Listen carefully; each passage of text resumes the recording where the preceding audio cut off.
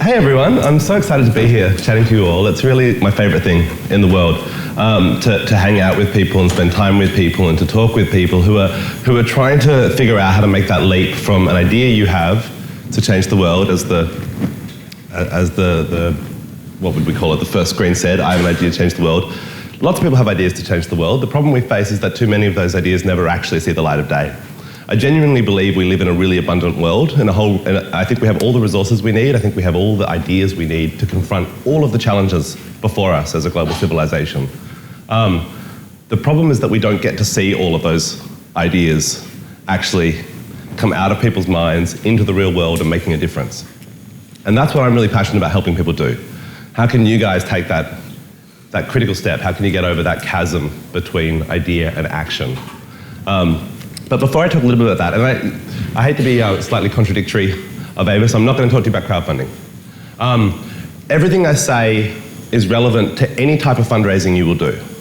Whether it's crowdfunding, whether you're sitting across the table from a rich person and hoping they'll give you money, whether you're writing a grant application. It's also relevant for any marketing you'll do.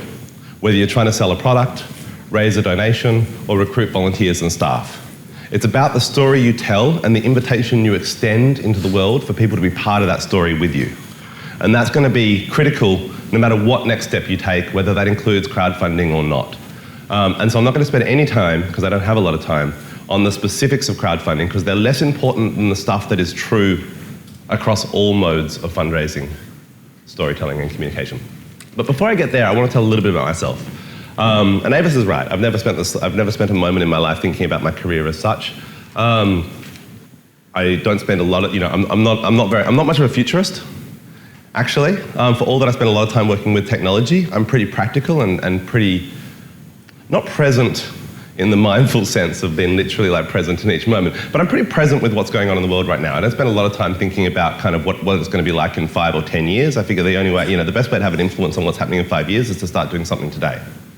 Not to spend time thinking about what the world's going to look like in 5 years. You get to decide what the world looks like in 5 years. We all get to decide that. That's not a static thing that we just conjure up in our mind. It's something that we create together. Anyway, I'm still on slide 1. I'm never going to make it. So let me go back a little bit. I didn't always have a sense, as most of us don't, of direction. And while I still don't have a sense of career, I do have something that I'm very passionate about doing, which I've already talked to you about. I'm very passionate about about working with people to help them make a difference in the world. And that passion first emerged out of a really specific experience I had, which was my first youth empowerment experience, in inverted commas. When I was in high school, I was really struggling. I wasn't doing well at school. I wasn't getting on very well with my schoolmates. I was being bullied. I hated the world. Typical 15-year-old stuff. To a certain extent. One day I got kicked out of English class for not paying any attention, which was pretty typical back then for me. And I was mooching around in the corridor, reflecting on the injustice of the world. And I noticed a brochure on the ground that someone had abandoned and then it had been trodden on. It had like muddy footprints on it, but I was just desperate for something to do. And so I picked it up to read, just for something to put my mind to for a moment. And it was a brochure for student exchanges, to go to America for a year on exchange. And I didn't know that was a thing that you could do. I'd never heard of that. I didn't know that was something that happened in the world, that there was this way in which as a teenager you could just get the hell out and go somewhere else. And that felt like the escape hatch I was looking for, to a certain extent. So I went home that night and said, Mum, Dad, I'm going to go to America for a year. And they, somewhat suspiciously in retrospect, agreed instantly that was a fantastic idea and that that's exactly what I should do. But then I had to wait a year before I got to go, with the timing of the going over to the American school year. And I had to do a little better at school before they would accept me. I didn't have to be a superstar. I had to not be failing. I had to be B's, C's, which I wasn't. And so I pulled myself up to that. I had I had this sense of much more immediate goals, not just the kind of, I've never been very good with abstract goals like doing well in school. Much more about practical goals like I want to go away next year. And that required that I do better at school. So I did better at school, got to go away for a year. And I spent a year in Spokane, Washington, which is 300 miles east of Seattle in Washington State. Which people think of Seattle and Washington State as a really progressive part of America. It's actually a deeply conservative part of America on the eastern edge of the state. It's kind of, think of it culturally as like part of Montana, which is, where the Unabomber hanged out. was hanging out. That's Montana. It's the place you go when you want to like build bombs in a hut in the woods. And they don't have any speed limits, just to tell you how off the grid they are. And while I was there, I was invited to write an application to attend this event in San Francisco called the State of the World Forum. And it was this kind of post-Cold War powwow amongst a whole lot of influential leaders, spiritualists, business, entrepreneurs, trying to figure out what was going on in the world at that time, which was actually a really kind of relevant question because the Cold War had just ended shockingly quickly. And the Cold War was literally the frame within which you could understand everything about the world. You couldn't talk about peace without talking about the Cold War. You couldn't talk about trade and development and poverty without talking about the Cold War. You couldn't talk about the environmentalism and climate change without talking about the Cold War. It was the frame within which everything else had to be considered, and then it was gone. And kind of global society literally didn't kind of know how to talk about what we were doing anymore and the future that we were creating. And so they organised this great big powwow for all these important people. And I imagine you're wondering right about now, how did you get to go? Which is a really great question. They didn't, I kind of like to imagine if I was in that room that it went something like this, that at some point, relatively late in the planning process, someone said, well, gee whiz, if we're talking about the future, wouldn't it be neat to have some young people here? But they didn't have the time, the budget, the inclination to do this like global search for young leaders who actually deserve that opportunity. So they smartly partnered. Partnering is really important to getting a lot of things done when you don't have the time, the money, the inclination. And they partnered with AFS, the world's biggest exchange student, to select only from amongst young people who were already in America, which I was. And so up to that point in my life, all I was opinionated. I'd never done anything. My family culture is very political. My uncle was a politician. My parents, burnt their draft cards during the Vietnam War movement. They're always, they're very political. So we argued about stuff around the dinner table. That was our, casual conversation of a Sunday night. Should Zimbabwe redistribute land from white farmers to landless black farmers and things like that, casual. But I'd never done anything. I'd never kind of got off my ass and tried to make a difference or help anyone else. I'd just been an opinionated brat. But that played to my strengths at this moment because they asked me to write an application as to why I thought I should have this opportunity and what I thought was the role of young people in the world today. So I, said a few things. I think I actually wrote it by hand. Back then, if you can believe that. And I was selected to attend. And so I rocked up to this event in San Francisco and they kind of convened. There were 32 of us from 28 countries, all of us between 15 and 17, and they got us all together and said, you guys are here to represent 2.8 billion young people in the world today. And I really felt like my brain just kind of melted. And I didn't know what to do with that information. And over the course of that week, I had this extraordinary experience. I met all these incredible people. I met 3 Nobel Peace Prize winners. I met Mikhail Gorbachev. I met Thich Nhat Hanh, who's the equivalent of the Dalai Lama for the Vietnamese Buddhists, like all these amazing people. And the other young people were incredible too.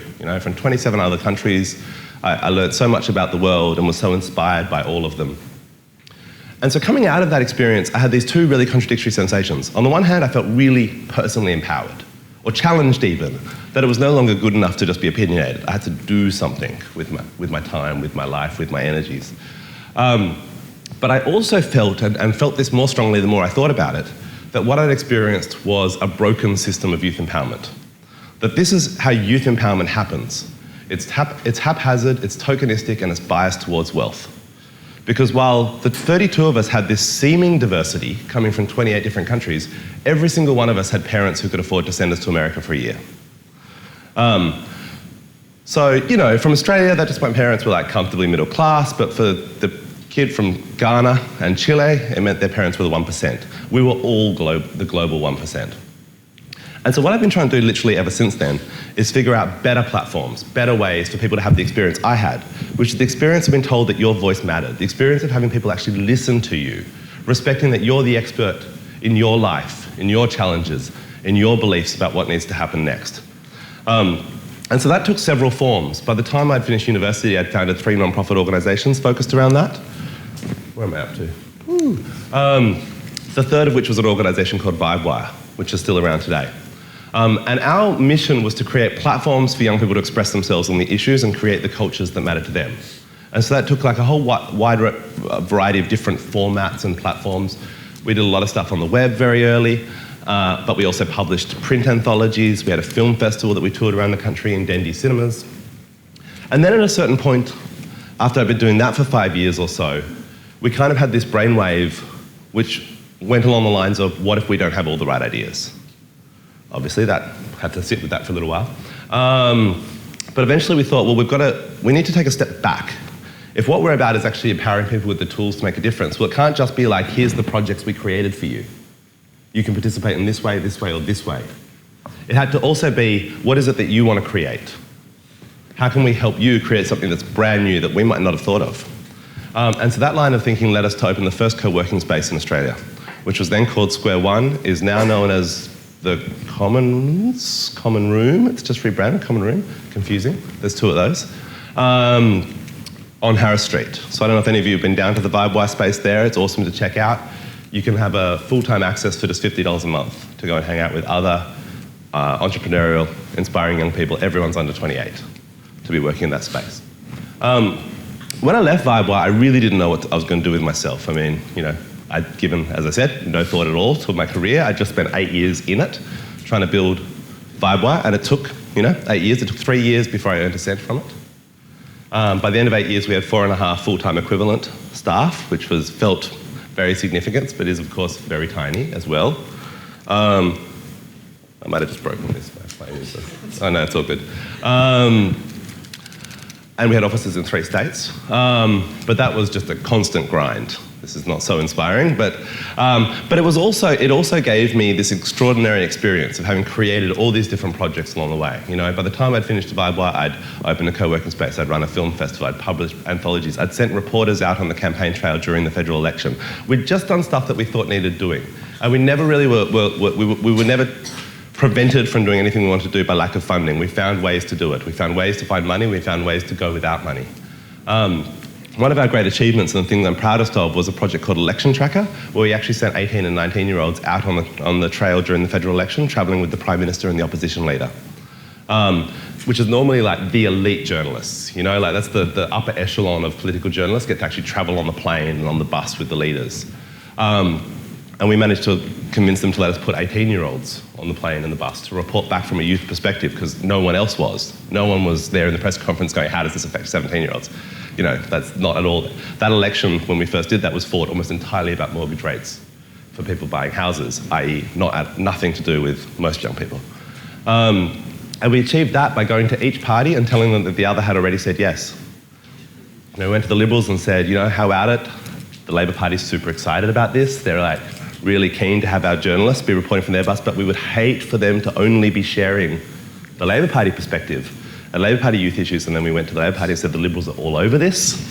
They can't wait to have us on their bus, but we would hate to just be sharing the Liberal Party perspective for young people during this election. And before you know it, we had permission to go on both. It was the first time I ever wore a suit, not including weddings. The first time I ever suited up for Vibewire was those meetings in Parliament House.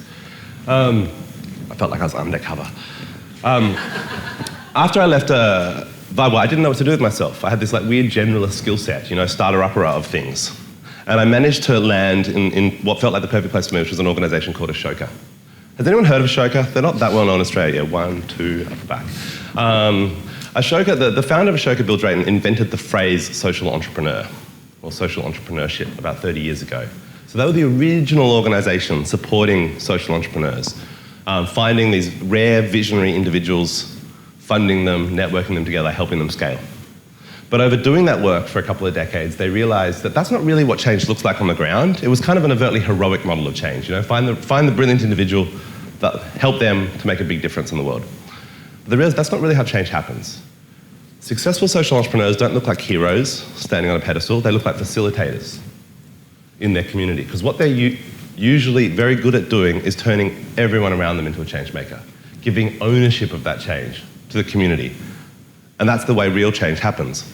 And so in realising that, Ashoka shifted their mission, not to just be this secret society for brilliant social entrepreneurs, but instead to devote themselves to the task of creating an everyone a change-maker world. So what's a world in which every single person has access to the encouragement, the tools, the opportunity to make a difference in whatever mode of difference-making works for them? That might be through entrepreneurship, founding organisations or non-profits. It may be through volunteering. It may be being an activist. It may be being a journalist and bringing different stories to light. It may be as a philanthropist, putting money into projects that need it. It may be in the way you raise your children. It may be in the way in which you communicate and connect with your neighbours. And this is the mission that appealed to me. This is the mission that I care about, and this is why I went to work for Ashoka. I was the first social media director there, and my job was to figure out how social technologies could create for everyone a change-maker world. And of course, they're such an important tool. We live in such an extraordinary time for change-making because we have this tool now to find each other, to share our stories, to connect together and to work together to make a difference. When I first set up VibeWire, I desperately didn't want it to just be Sydney-based. This is in '99 maybe. But how to find the other people who wanted to work on it with me, how to find other people who shared my passion for democratic media and youth voices. We couldn't really figure it out. And so me and a friend took the overnight bus down to Melbourne. I spent one day in Melbourne sticking posters up at RMIT, Monash and Melbourne universities. And then we took the overnight bus back to Sydney and went back to university the next day. And that got us our first group of Melbourne volunteers. That was the only way we could do it.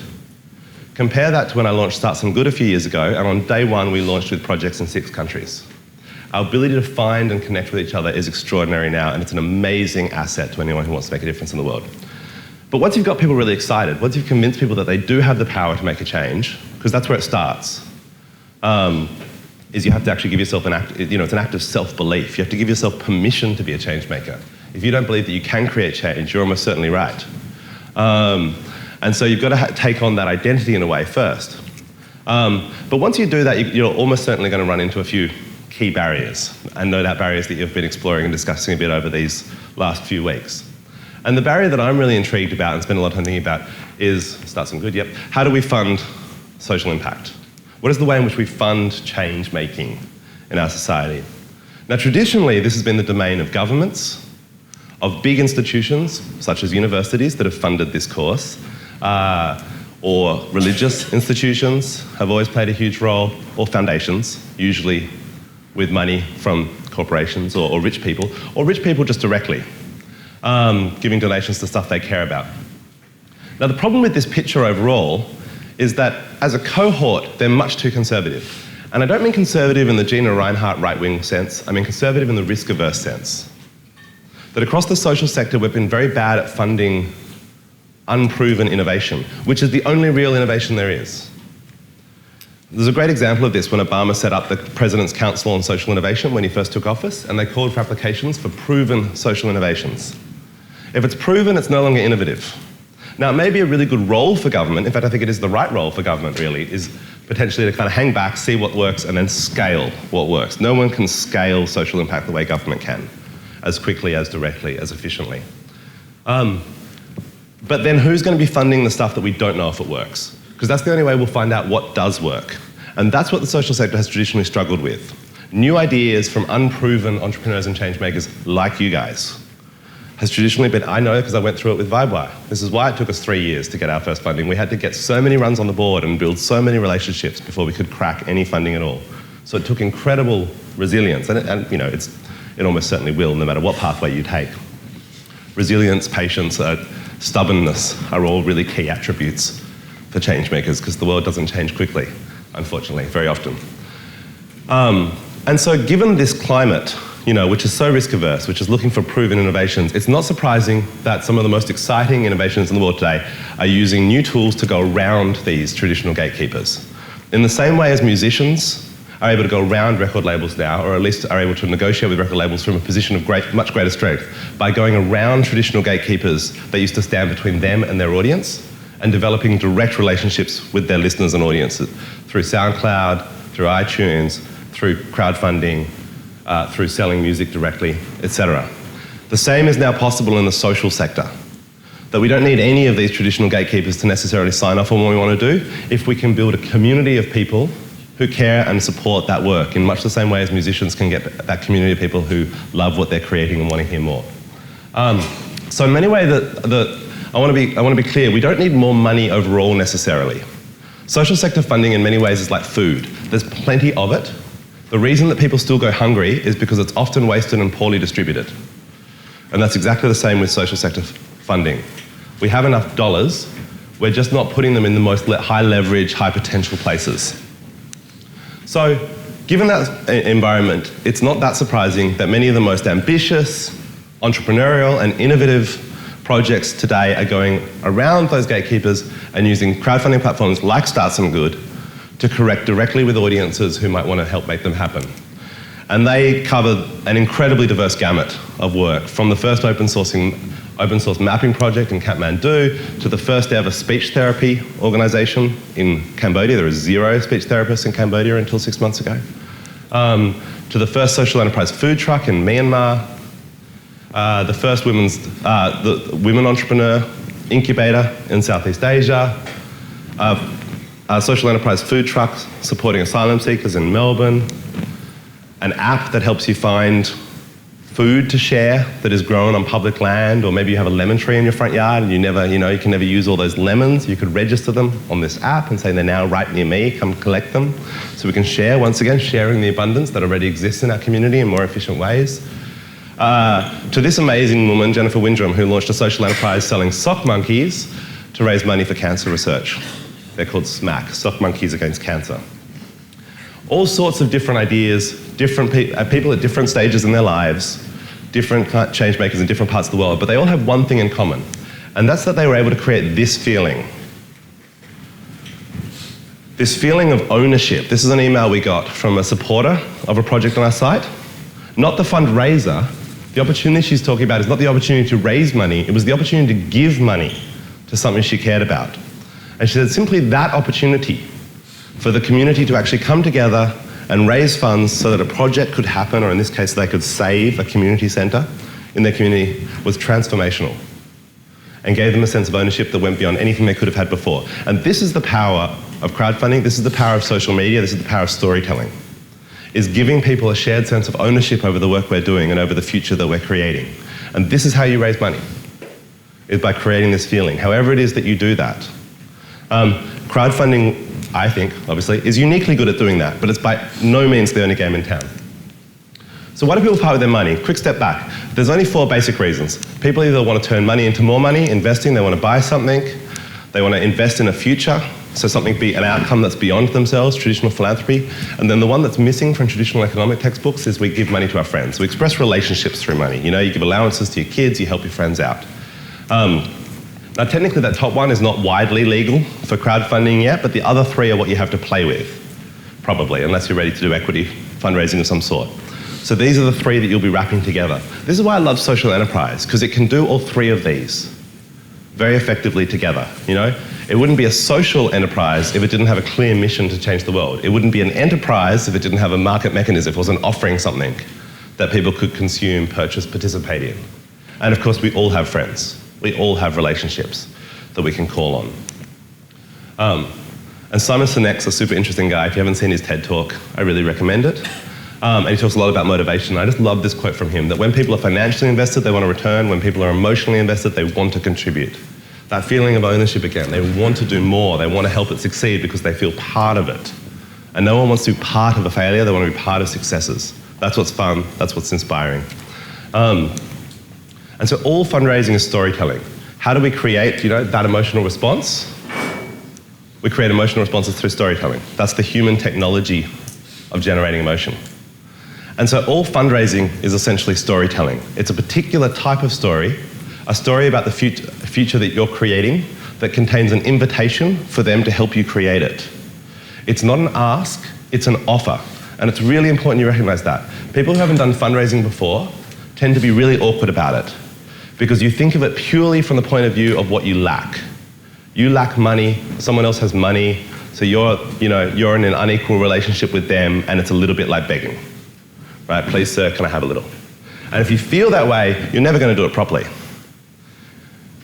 What you should need to think about, and what I want you to believe, is that when you fundraise, you are not asking for something, you are offering something that is incredibly rare and incredibly precious. And what you are offering is hope, optimism, and a way of making a difference. You're all here because you're thinking about projects that you can launch and work you can do to make a difference. Everyone wants that opportunity. Every single person. We may disagree about what a better future looks like or how to get there, but we all want a better future. It's just a definition debate at that point. We all want basic things in common too. We want water, air we can breathe, water we can drink, a safe community for our children to grow up in good education. Once again, we argue about the details. But when you fundraise, and a lot of people just don't know how to make a difference. They maybe feel slightly cynical. They maybe feel slightly desperate. They maybe spend a lot of time feeling sad or angry. You are giving them something that's really important, which is a clear pathway, a clear way in which they can be part of making a better future. You are, in fact, the one with the asset. You are the one with the thing that they lack, which is a vision of how to do that. And so here's the story you're going to tell. It's going to contain a theory of change. Don't use the phrase theory of change, ever. Unless maybe a grant application, kind of a foundation, they love that kind of thing. But don't write this in your crowdfunding campaign. But think about it. So what's your theory? You have a theory of how change is going to come about. And on its very most simple level, a theory of change is, we do this. We do this, we raise this amount of money, $10,000 for the thing I'm crowdfunding for. And then this happens. I spend that money to open an orphanage. And then this helps create the change we want in the world. 50 young people given a chance in life, taken care of, etc. And so what you want this to do, you want to make this as simple as possible. The fewer steps and the more easily that I can visualize, orphanages, really easy to imagine to some extent. We can imagine the difference between homelessness and homed. You don't want it to be too complicated. You don't want it to have too many uncertainties, which means infrastructure is harder to crowdfund for. Something like StartSomeGood, for instance. Our theory of change is if we could raise the money, we raise an amount of money, we build this platform that we manage to launch, StartSomeGood.com, and then other people come along and use the platform, and they hopefully succeed in raising money, which they then spend to make a positive impact in the world. I can no longer describe to you what that impact is. It's going to be good, trust me. We're only going to have good projects on our site, but I can't tell you specifically. I can't say we're going to save this number of orphanages, we're going to help the environment in this place, which is why it's not a compelling story. It's true. I think it's a compelling theory of change because I'm really interested in infrastructure, but very few people are. It's not a really powerful story or theory of change because it doesn't have a direct recipient group. It has this vague thing in the middle that we're hoping will work. When you're going out and telling your story, the trick is to find people who already care about it. And this is not intuitive. The mistake a lot of social change makers make when they're fundraising is they're trying to convert people to care about the thing they care about. And that feels like a natural thing to do, right? You're really passionate about something, or you wouldn't be working your ass off, getting up on Saturday morning, trying to make a difference. So maybe you're really passionate about refugees, or gender equality, or the education system, or whatever the case might be. And it feels like the important thing to do is to share that voice with maybe people who haven't heard that perspective before and don't agree, so that they can maybe come across to your point of view. And that is important work, but that's not the work of your fundraiser. That's not the work of your fundraising campaign, That's not the work of your crowdfunding campaign. The work of your crowdfunding campaign is to find people who already care and network them together into a community that can get something done. So it's a little bit like product market fit in the commercial context. They talk about solving problems people know they have. Generally, it's not the only, you can invent problems. Like Apple was pretty good at inventing this problem, which was that I needed a screen midway size between my laptop and my phone, and what did I used to do without it? But they're Apple, and they have a lot of money. That didn't happen magically, they advertise the hell out of that. So unless you're Apple, unless you have a heap of money, you don't want to be creating problems.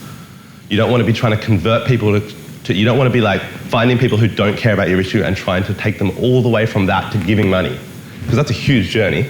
You want instead to find people who are halfway there, which is to say that they already know there's a problem in the world that they would like to see fixed, based on a passion they have for a particular issue or a particular type of change, and you're now offering them a solution to that thing they already feel. And so it's going to be much more effective. Well, crowdfunding campaigns, almost all of you said you hadn't heard of it, and I do not believe you. I think you were saying you hadn't heard of StartSomeGood maybe, which is fine, but you should check it out, StartSomeGood.com. But crowdfunding, aggregating lots of contributions until they add up to a certain amount of money so you can launch a project, tends to work on two things. It works with specificity, a certain amount of money, and deadlines. You have to raise that money before the time runs out. So what's going to impact your success is your efficiency. If you only have 30 days, you haven't got time to sit down with every person in Australia. So you get to decide who you do try and communicate with. What subset of the 25 million people, or maybe 7 billion people on the planet, if you have a more global audience, which subset are you going to reach in the next 30 days? It's not going to be everyone. And so your job is to be intentional about what little fraction of that 25 million or 7 billion is going to be your supporter base. Who is going to be most likely to come on board? And then focus your energies in that direction. Because that's the only thing that will get you to your goal within that set period of time. So here's kind of one way to architect your story, and this is the first exercise I'd like you to do as soon as I'm done, is to think about how to answer this one sentence for each for your project. So what's like the most simple type of an elevator pitch in a way would be 4 sentences that cover these 4 things. Now you can kind of wrap them together, but for the point of the exercise, write 1 sentence for each. Only when I'm finished, there's going to be 2 exercises for you to spend a little bit of time on. So what's the issue? It may be, I'll use the food justice truck that I touched on before as an example. Their issue was that too many asylum seekers in Melbourne were left on a level of government support that was insufficient for them to feed their families properly. So why you? In the case of that project, the Asylum Seeker Resource Centre has a 20-year track record of working with asylum seekers in Melbourne.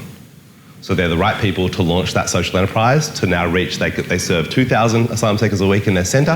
They want to reach the other 4 in Melbourne through this mobile market model. Why now? Because we're at a desperate crisis point with asylum seekers in Australia. But they're struggling with the very most basics of life because the amount of government support a lot of them on is below Austudy. So if anyone here is trying to live on Austudy, imagine also having a wife and 2 kids and not being allowed to work and trying to pay rent and put reasonable food on the table for slightly below Austudy. It's an impossible situation. And why now? Because it's not going to get better. The political route has, for now, failed. But if you want anything to get better for asylum seekers in Melbourne, it's not going to be politics that makes it better for the next 2 years. It's going to have to be community action.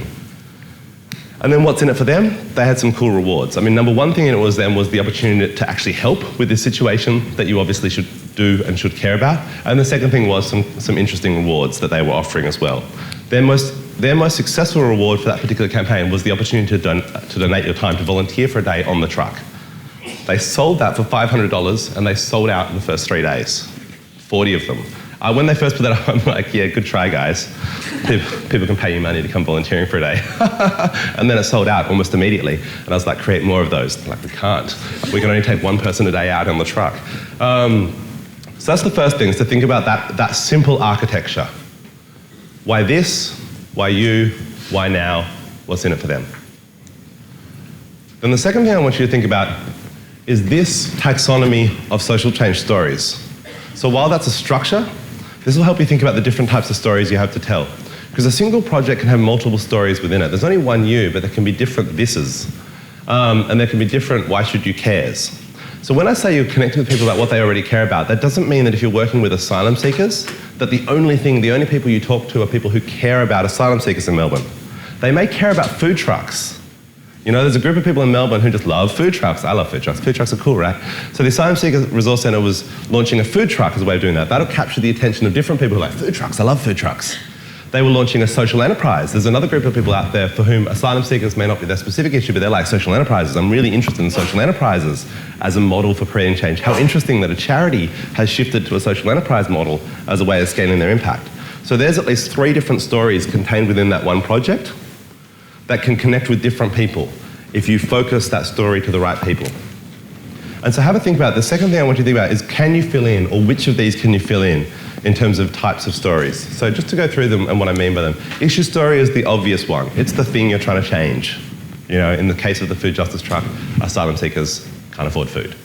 So the basic, and issues may be nestled inside other issues.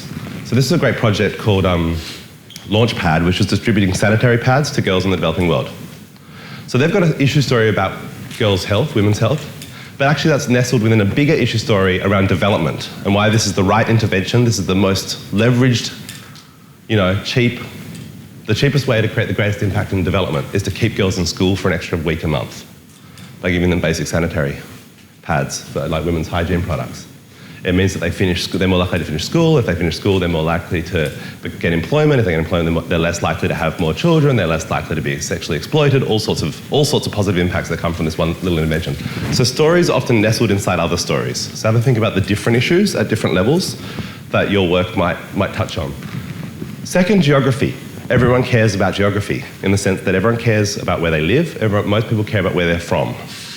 My hometown is Fremantle in West Australia. We moved over here when I was 9. I've never lived in Fremantle again. I probably never will live in Fremantle again. But I still feel weirdly, intensely proud of it as my hometown. Because Fremantle's cool. If anyone's been there, cool town, right? Anyone been to Fremantle? Hands up, no one? Yes, cool town, right? And so I've funded several crowdfunding projects in Fremantle that I will receive no benefit from. But just because I think it's an awesome thing to be happening in Fremantle, and I want Fremantle to be awesome. Another example would be my mother-in-law. She found herself in Nepal after the breakup of her marriage, and so Nepal is this incredibly important place for her. She's obviously very upset with what's happened there recently. But before that, she'd funded 3 or 4 projects based in Nepal on our site. Like that open source mapping thing, she doesn't know what that does, but it was enough to know it was in Nepal. The team story. So these guys were opening a community garden. Am I way over time, Mavis? You can wrap that. Okay, cool. These guys were opening a community garden in Oakland. Now that's an interesting example of the 3 stories I was just touching on. So the issue story for them is lack of nutritious, locally grown food in Oakland. That's partly a place story as well. Oakland, West Oakland in particular, is the biggest food desert in America. Literally, no grocery stores, no fresh food can be found in West Oakland. The only food is fried chicken and what you can buy at 7-Eleven and at gas stations. But neither of those per se are why I chipped into this project personally. I chipped in because I'm passionate about youth entrepreneurship. All that stuff I was talking to you about before. I love seeing teenagers, high school students, university students step forward and try and make a difference. I get excited about that. I want to see more examples of that. I'm prepared to help fund those. And so you can imagine if these same 2 16-year-olds were doing a tutoring program, English tutoring for immigrants in San Diego, my propensity to support them, my interest is unaffected. But if your interest in this project was because you're really interested in community gardening or local agriculture, or because you care about Oakland, your interest has disappeared. So it's an example of how layering these stories allows you to reach different people. By identifying these different types of stories, you're connecting with more people about the thing that they're already passionate about. Then there's the how. I think this will be a good one for a lot of you guys. Is there something novel or innovative about the way in which you're trying to make an impact for that issue?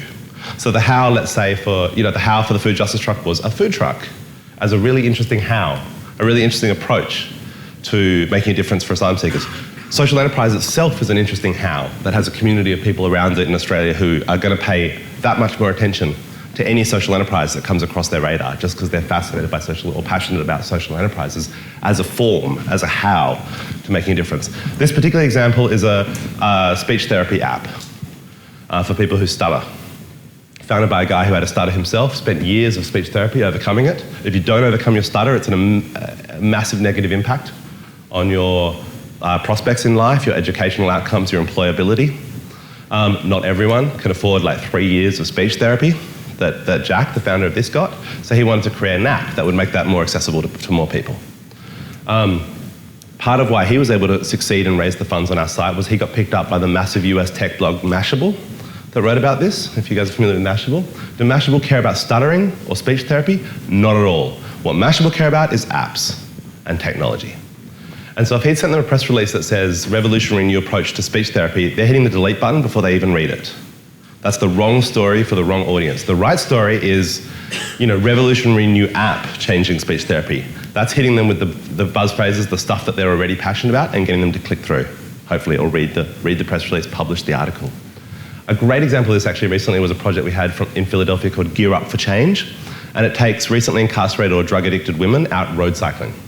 Doesn't do interview skills or employability skills per se. It takes them road cycling, and it's life-changing. It has incredible impacts in terms of them getting back on their feet, cleaning themselves up, and it's partly fitness, it's partly social capital with the women, but mostly it's about achieving something. That if they build them up so they can ride for 150 kilometres at a time. And that sense of personal achievement and accomplishment, doing something that's hard and overcoming that and achieving at it, which some of them have probably never had the experience of, is the life-changing bit.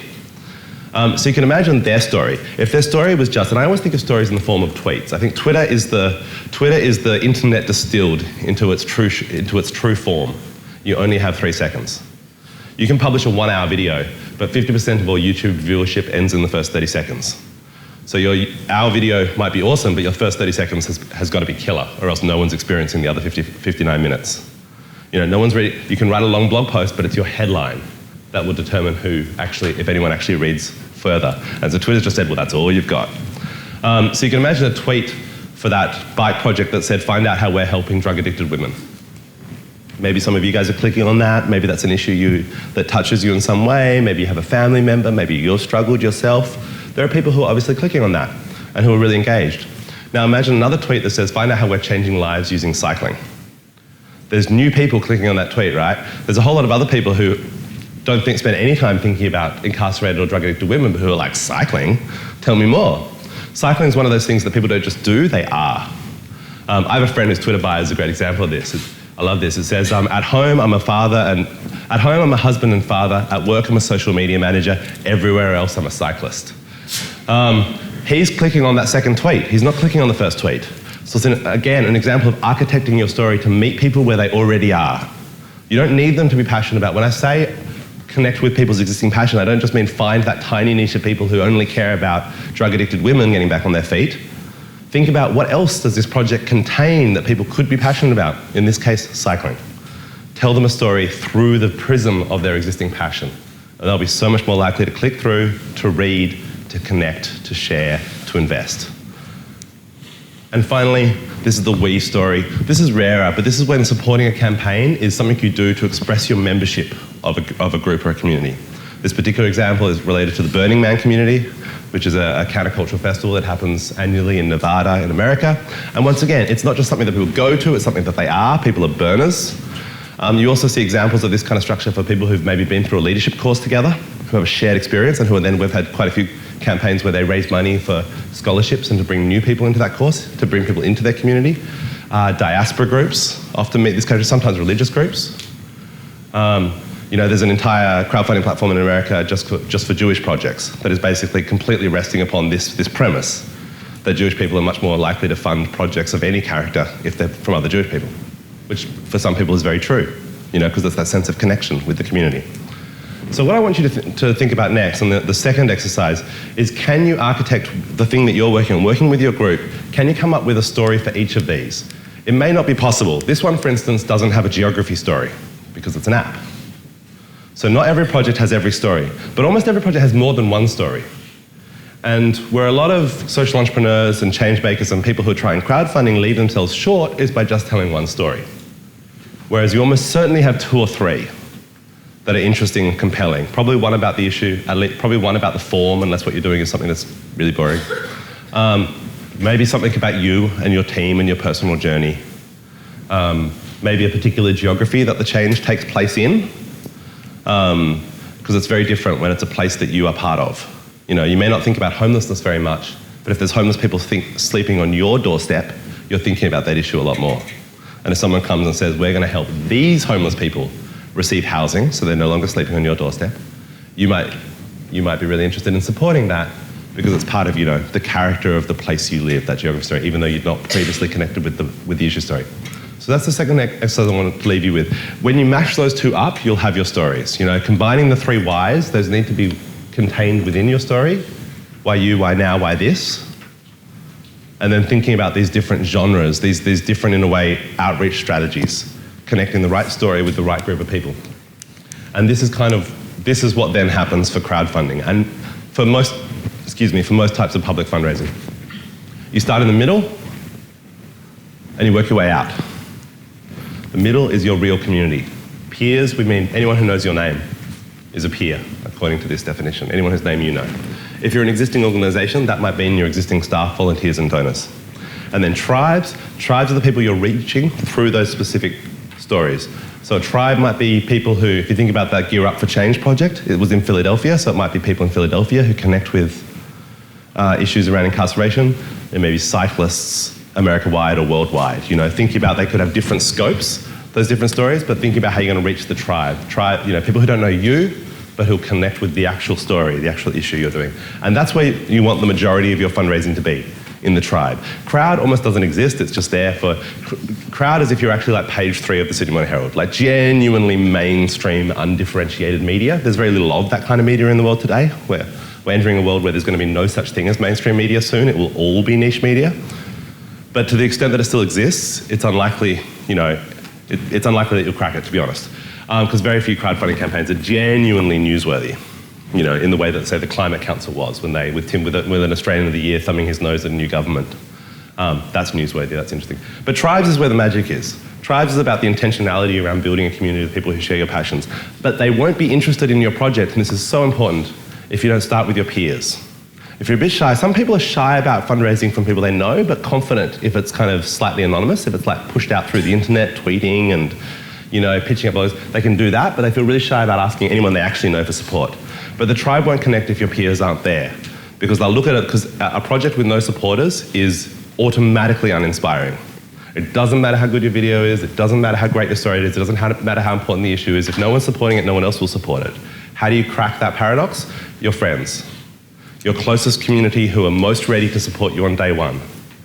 And so when the people come in who are like, yeah, I'm just passionate about homelessness or asylum seekers, they can see that there's kind of endorsement, particularly if it's less important if you're the Asylum Seeker Resource Centre, but if you haven't got a track record, how do I know? How do I know that you've got any competence at all? I need referees, and the referees are the people who've already donated. So if I see you've got 30 supporters, you already raised a couple $1,000s, I'm looking at it really differently than if you're on 2 supporters and $14. And just lots of crowdfunding sites in the world. This is why StartSomeGood's the best. The end. Woohoo! Awesome, thank you.